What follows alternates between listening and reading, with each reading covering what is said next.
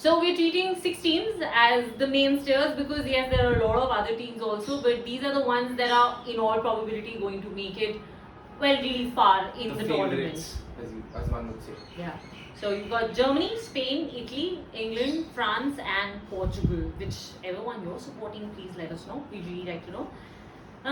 Of the 6, who has impressed you so far the most? But Germany were very impressive, but so they were one of the teams which I think were the most impressive. But if I don't look at that match, then there's Spain. Yeah. I loved how it wasn't just tiki-taka. They'll be so happy to If hear you that. remember the World Cup winning Spanish team, there's a lot of passing, great players, but the matches were really boring. Sorry, Spanish fans, but I loved that team, but this too much passing, and in the end they won by 1 goal.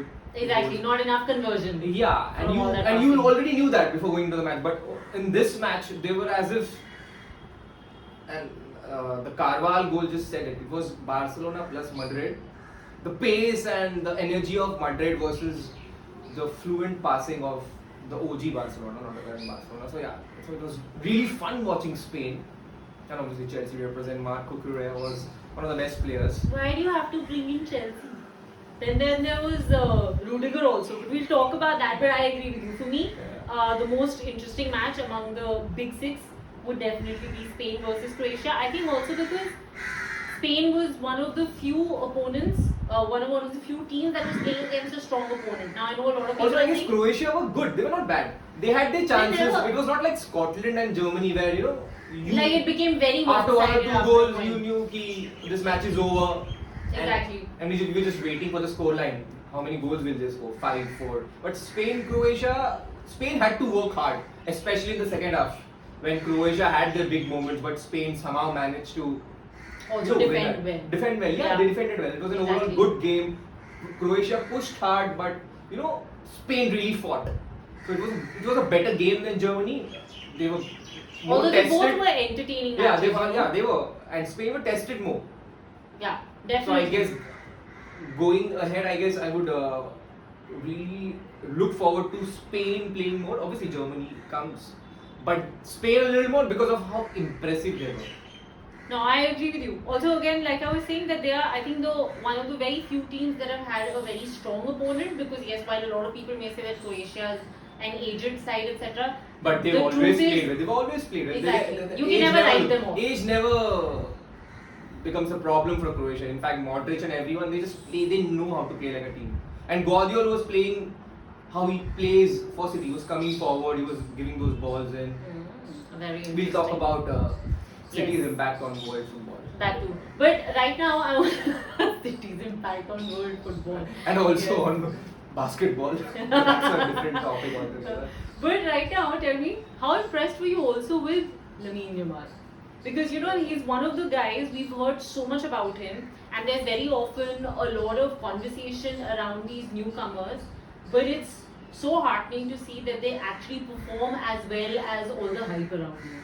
Yeah, also it's very kudos to him, also to the teammates because he's so young. Yeah. And one can be. 16 years and some days, which I don't remember, but exactly 16 years. He almost had a goal, Yeah.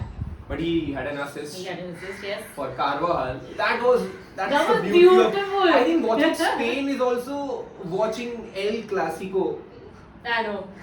Madrid and Barcelona players assisting each other, helping each other out, and celebrating. That's the beauty of watching Spain. Whatever differences they have off the field during those matches, and that has been the case ever since. Even the 2010, the World Cup winning team, the Euro winning team, Ramos and everyone, when they played for Spain, they played together.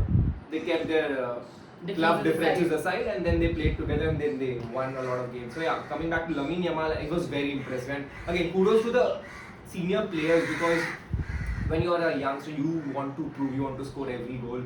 But kudos to him also for making the right decisions. Absolutely. Because you can have all the skills in the world, but what separates really, really good players from the rest is your decision making during crunch moments. And he did that really well. And I hope he continues to do that. I'm sure he will, For the because I think if tournament. anything, whatever nerves he would have had would have been cleared off by Yeah. this first match itself, because he's announced himself. He started, yeah. They didn't even think of starting someone else and bringing him in as a sub. He started, he was there throughout. Did he get subbed out? I forget now. But that's okay. That's besides the point. The point is that I think he's He had a only going good to get game. He better had a from good there. game. He had a good He had game. an excellent He game. get better from it. So yeah. Okay, so that was our most impressive team so far from among the big ones that are playing. Who has lived up to the hype the least? I think there's going to be a lot of unanimity over here. I think the obvious answer would be England. But if you think about it, somewhere deep down we all expected them to not function properly. So did they Having did they perform as expected then? Yeah, to an extent. They were. Sorry, you know what, to an extent is right, because I think in the first half they actually beat a lot of expectations.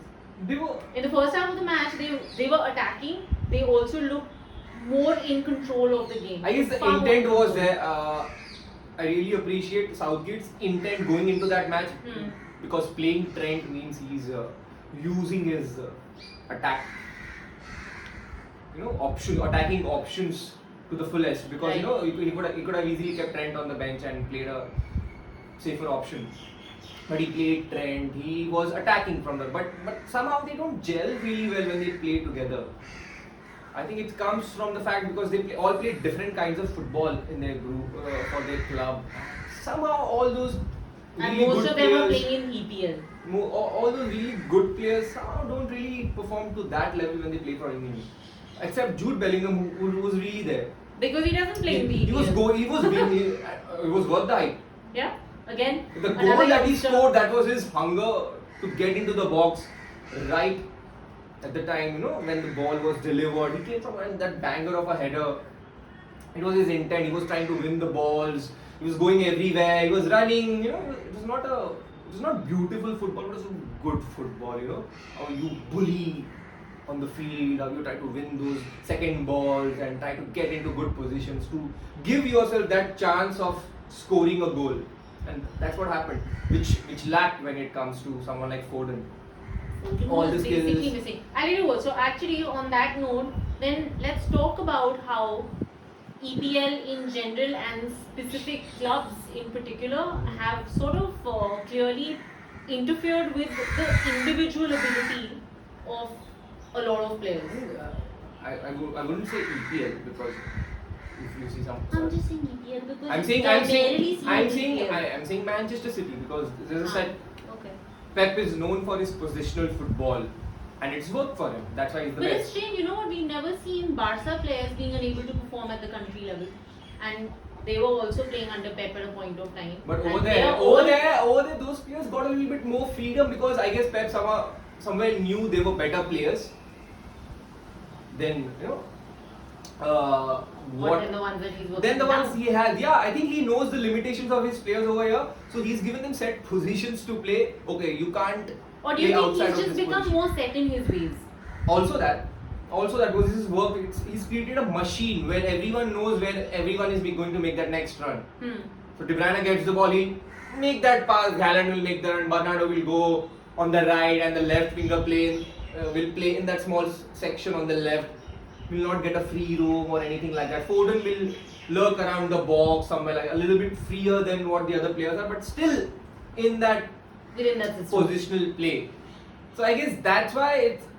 And I'm not saying Foden is not talented or anything, but he is really talented. But if you keep on playing like that for a year or so, I guess you get used to a certain standard. Also certain standard, because you in your team, in your club team, this player will be there when I make that run. This player will not make that run. This player plays a certain kind of football. Everything is decided. Over here, you have to figure it out a little bit on your own because you don't get that time to really work out the chemistry, because that tests your knowledge of football actually.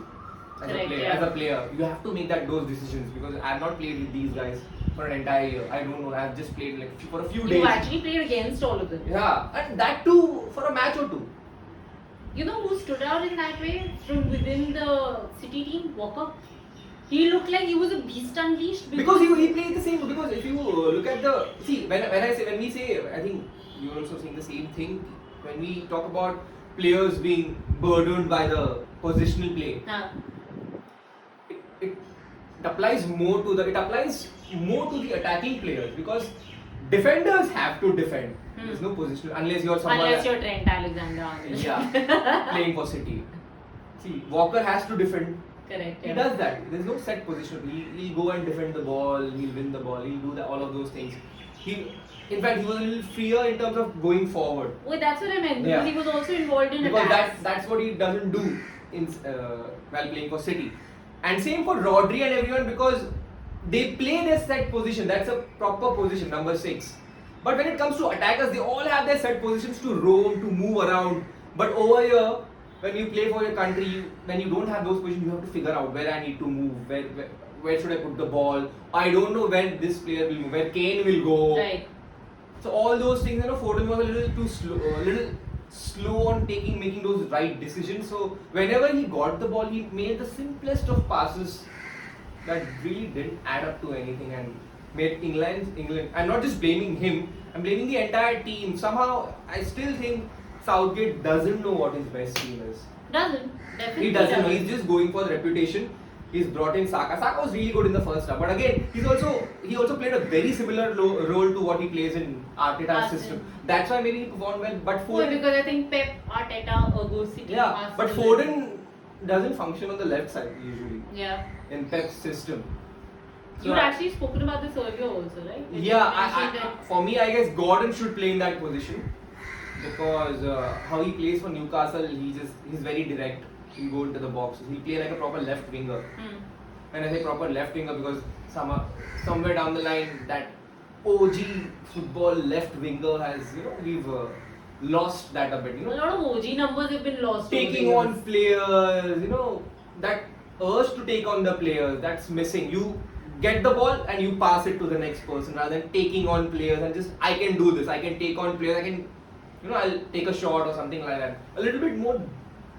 I think players can be a little bit more bold in terms of what they can do on the field. So I guess Gordon would help this system. But again, he's not Foden, he's not Premier League player of the year. So I guess Southgate needs to take those decisions. I think he'll play Foden again. I think he also needs to be a little more daring. I mean, because this was versus Serbia. Because his intent was there because he played Trent. That was daring, but he didn't know what more to do. But see, that's what I'm saying. So, like you said, yes, there's a Gordon on the bench, right? There's also a Jared Bowen on the bench. There's also, I don't know who else. When Bowen came on the field, he was good. But he came on at what 83rd minute or something like that. That's what I'm saying. So, he was good. You can make these subs and you can try out everyone's legs earlier. Because these players play for teams where it's not so restricted by the positions that they play in. So they get that free roam in their system where they have to judge on their own what ball, when to make that cross, when to make those passes. So I guess those players are more equipped when it comes to playing for their country. So he could try out Cole Palmer because Cole Palmer also has that ability like Jude Bellingham that I want the ball, give me the ball. Because he's also used to playing for Chelsea where the entire team is dependent on him. He knows he'll get the ball, he has to do something. So he also asks for the ball a lot. Yeah. No, absolutely. Which is why he really works as an FPL captain. But then if Cole Palmer plays, I think he should play on the right. Then he gets that free roam, he'll move around. And then Gordon should play. But then you have to bench Saka and Foden. So he has to live with the fact and be ready for that, because again, if that doesn't work, then again there will be questions. People will say, oh, how can you bench? I mean, the same people who criticize Foden for this match, which many have, will say, how can you bench the Premier League player of the season? But then this is why you have to be daring, right? And I guess one thing that Gareth Southgate is known for is not being daring. So we have a great example in the Argentinian team which won the World Cup. Many players, we didn't even know of them. Yeah. Enzo, McAllister. All the youngsters. They were not even considered by their coach. Some players got injured, some system didn't work, so they started playing and they made a difference. Montiel and all of those players, they don't play for big clubs.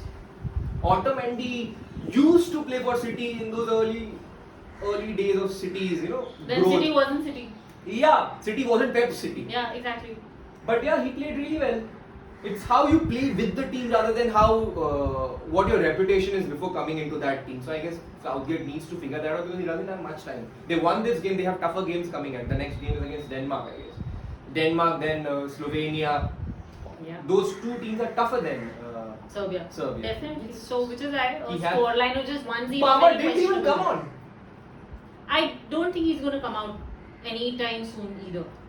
He made a very safe choice in the second half. I think he had made that.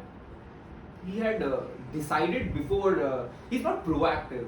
He pre-decides what he will do because he had decided. Okay, I'm leading 1-0. I'll sub Trent Alexander-Arnold. I'll get Conor Gallagher. That's a very defensive approach. Your team is struggling to control the game. Conor Gallagher will win you the ball, but he will not help you in terms of gaining that attack. I also think 1-0 is too small a 1-0 is very scoreline risky. for you to So get they would have defensive. easily drawn that game or won that game because England were not looking good in the second half. It was very. They looked horrible in the second They half. were boring. Then you said Germany versus Scotland was your favorite. Like Germany has been the best performer for you. Yeah, most So impressive. in Group A, Germany are the table And toppers. there's a good goal difference. Yeah, no, great goal difference. So yeah. I think that was actually the best goal difference that you've seen in an opening match of a European Championship. And no one expected him to win by such a huge margin. That, and I think I, for one, I was very sort of hesitant about how they might actually perform because they haven't performed well in the last 2 World Cups, in the previous Euros. And then Julian Nagelsmann came in the middle of so many changes, himself being fired from Munich. And then for him to come out and do what he's done with this team was somehow just very heartening because we know that these players are really capable of playing very well, but we've just not seen them perform to that level. His masterstroke was convincing Cruz to come back. And we saw that in the first game. How Didn't put a crucial was foot Cruz? wrong. This is perfect. He was like, tap, tap, tap, this ball is supposed to go there, it's going there, it's going there. Like, I think in the future, whichever team comes out against Germany is now going to figure out how to stop Cruz because if you stop him, then to a great extent you manage to somehow hamper their attack. Also, Germany has a really good squad in terms of every player is different and what they bring to the side is different. A Musiala is different than Wirtz. A Fulkrug is different than Havertz. So Nagelsmann has that option to make changes according to the requirement of the match. And we saw that in the game also, unlike what Southgate does. You know, it's a very obvious thing what he does. Okay, I want to win the ball, I'll get Gallagher. Rather than getting Cole Palmer, who will also win the ball, but also add something more to the attack. Right. You know, you are already had a Rice. So when it comes to Nagelsmann, he knows he needed a proper winger. In the second half, he wanted to try that, he got on Sane. Leroy Sane. And then Fulkrug came on for Havertz. Fulkrug is a proper 9. And we saw that with that goal. That amazing goal that he scored. He scored 2, right? He scored. I think he scored 1. One was called offside, if I'm not wrong. One was disallowed, I guess. Yeah, one was disallowed. Yeah, he scored one was disallowed, one was he scored that banger. That's a proper 9 goal. So he knows what he needs at the right moment. So yeah, he has different options. Good for Germany.